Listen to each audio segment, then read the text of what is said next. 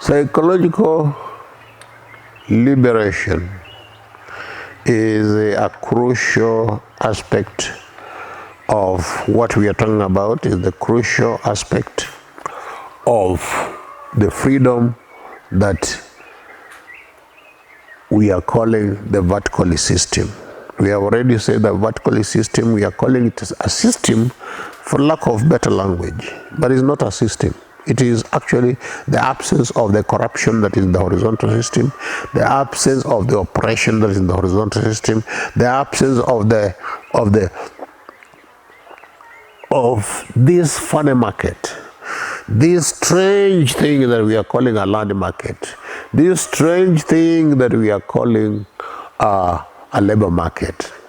Let us make it clear that one should take to the marketplace something that he has created, something that he has innovated, something that he has produced. If you take land to the labor market, to the market, what are you taking to the market? What have you produced? You cannot say you have produced land. Therefore, you cannot take land to the market. Land is fixed. It's not increasing. We may have some recovery of some land from the oceans, from the rivers, and so on. But that is not producing land. And therefore, it is a market that does not make sense. How do you define a market? It's a place where you and me and another person should meet to sell what we have produced. It is a place that you take something that you say, yes, I'm proud of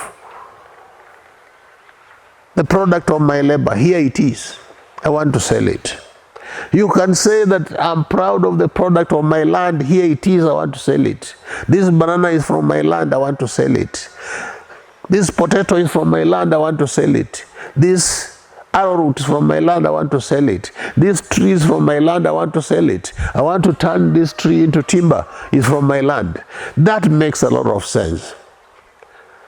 But how do you sell land itself? Because it doesn't belong to you. You did not create it. You either grabbed it from someone, you inherited it from someone who grabbed it, or by some chance, historical chance, you own that land. And therefore, we are saying that the land market should be abolished. It makes no sense. Labor, why should there be a labor market?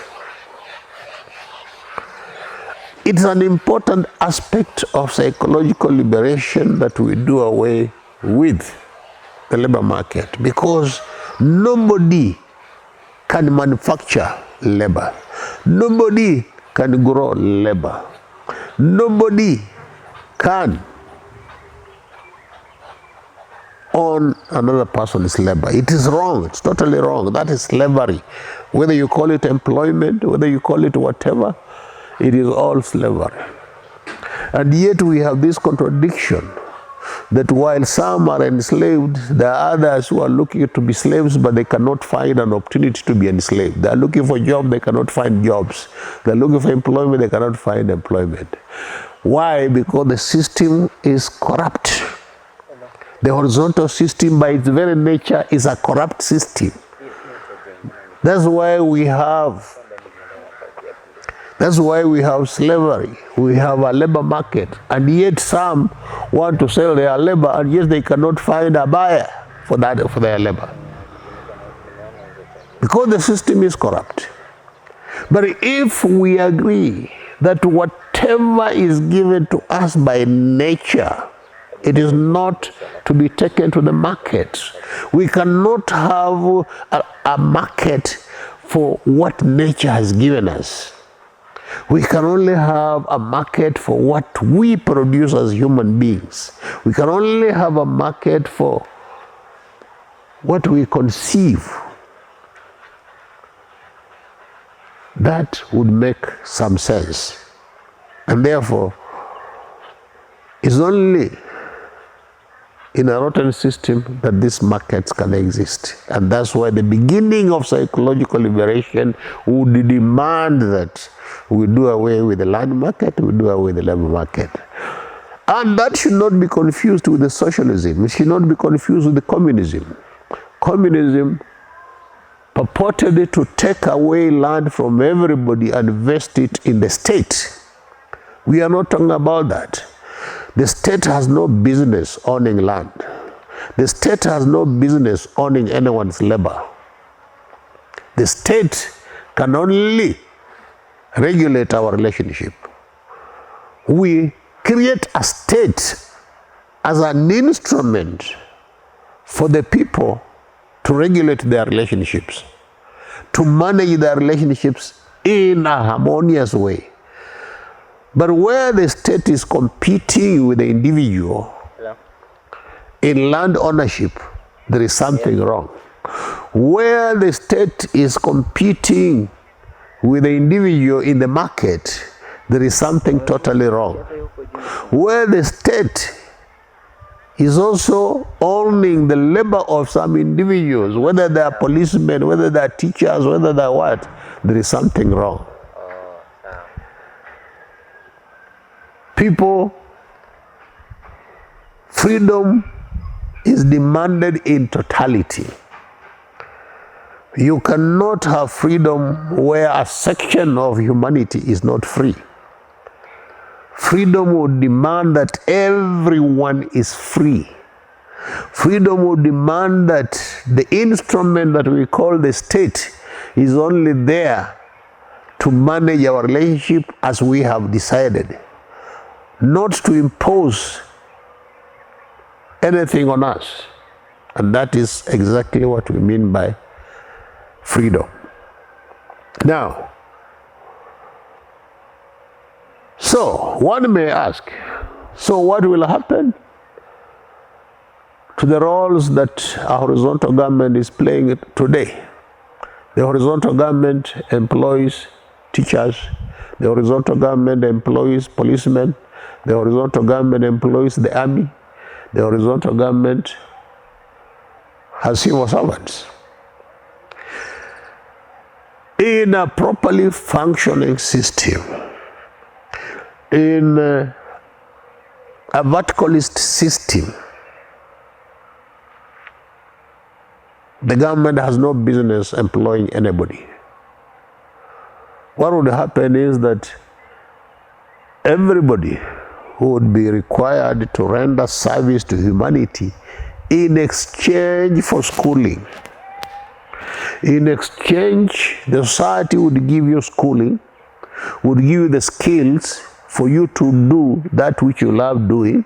It will help you acquire those skills in exchange for your service for a given number of years, say 20 years, so that everyone, each one of us, gives service to humanity for 20 years in exchange for schooling for 20 years. And that would definitely mean that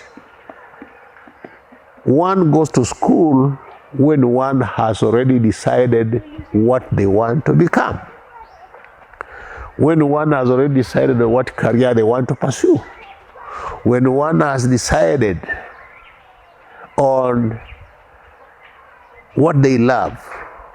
That is when one should go to school to acquire those skills.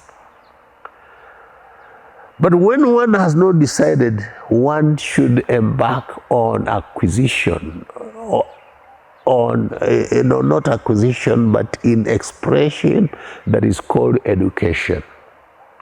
One should be looking for the inspiration that we call education, which can only be found at the feet of the neighborhood assembly. That is what would make sense. So that schooling in a vertical system would start at the age of majority, at the beginning of the age of majority, which in a vertical system would be 16. It is at that point that schooling would start, because at that point one knows exactly what they want to do with their lives. One has decided I want to be a teacher. And therefore, at age 16, you render service to humanity, you render service to the state, which we are calling humanity because that's the collective humanity, the state. So you render service to the state, and the state in return gives you a schooling. And not in a school owned by the state, a school owned by someone who loves the process of imparting knowledge, who have people who have come up with an institution that is called a school. Now, the state would pay for you to be there. That is the purpose of a verticalist system, to ensure that everyone render service to humanity in exchange for schooling, so that there are no corrupt public servants, there are no corrupt civil servants, there are no brutal policemen. People are forced to brutalize others because they are looking for a livelihood. We don't have such, because first of all, in a free system, in a free atmosphere, those who become offenders, those who offend others, would actually be people who need treatment. They would not be criminals. There are people who actually need treatment. They would be offending others because they need treatment, because they are sick. They are psychologically sick, and therefore what they require is treatment. And that is how the vertical system would deal with such issues. That's how the vertical system would deal with what is known as crime in the horizontal system. Because what is the cause of crime in the horizontal system? It is poverty. It is corruption. It is the grabbing that goes on, rendering other people totally impoverished. And therefore, those who are impoverished, they feel that the only way to survive is by stealing, is by robbing, is by being as corrupt as the others are. Now, but when you have a system where there is complete visibility, when you have a system where everyone has access to resources, where everyone has access to schooling, where everyone has access to education, it's only a sick person who would commit what we call a crime, and that person would be treated like a sick person and be given the necessary treatment. If that treatment would require institutionalizing, keeping the person away for a certain period while they receive that treatment, so be it. But one can see clearly that in a properly functioning system, in a vertical system, crime would be an extremely rare thing. An extremely rare thing. Because most of the criminals in our horizontal system are hungry people, are people who have been rendered completely destitute by the system. There are people who have been brutalized by the system, and therefore psychologically they feel they should also brutalize others. That is what happens in the horizontal system. That we live a lie. We live a lie that we are developing when we are not developing. Instead of developing, we are impoverishing others. Instead of developing, we are exploiting others. And that leads to a life of crime. That leads to murders. That destroys relationships even within the families. That destroys the relationship that we call marriage, because one person is totally dependent on another person. And therefore, psychological liberation comes in and says, look here, you do not marry because you are looking for someone to take care of you. You do not marry because you have fallen short of something and you are looking for fulfillment from another person. That is slavery. Psychological liberation will demand that if there is going to be that institution in quote, that we call a marriage, it is going to be a meeting of two free people. People who are free, meeting in freedom, to live in freedom, to pool their energies together for greater productivity. That is exactly what marriage in a verticalist system would be. And that calls for psychological liberation. That calls for certain changes in the evolutionary process. That calls for the abolition of the land market so that every woman and every man has access to the resource that we call land. That calls for liberation of labor so that nobody can own the labor of another, because a lot of what we call marriages are destroyed because one person feels they should own the labor of another. They do not know the meaning of that relationship.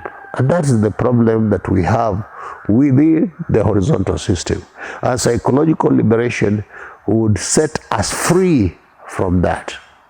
Psychological liberation would actually ensure that people relate in equality. They work in equality. That if you have access to a certain resource like land and you want to develop something, you call for partners, people who can